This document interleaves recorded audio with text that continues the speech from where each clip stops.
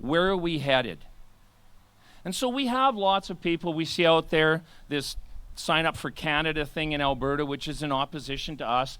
I go to a ton of farmers markets. I actually have my booth over here selling my homemade lotions. There's a bunch of other vendors here trying to eke out a living. And I go to all these farmers markets, and there are people there with those tables and signing people up, and people are signing up. There's no information. There's nothing there. They're signing up because of nostalgia, not because of education, not because of reality. That burden falls upon us.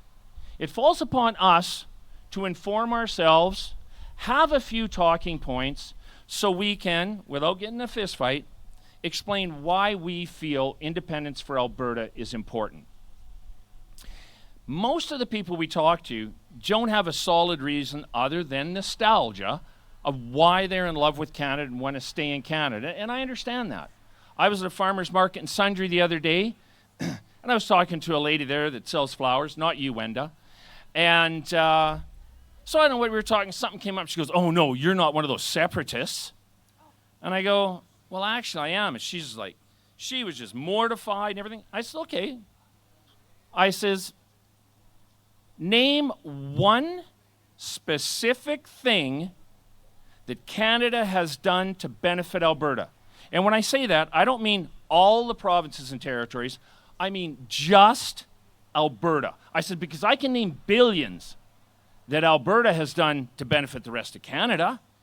You know, whether it's our transfer payments, whether it's overpayment in federal income tax, whether it's overpayment in CPP, like billions and billions. We have provide jobs for everybody in the Maritimes and Ontario and Quebec who fly out here, make huge money, go back to their province and spend it.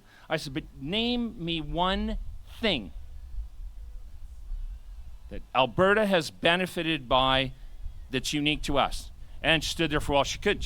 And then she comes back and she goes, "Our federal parks."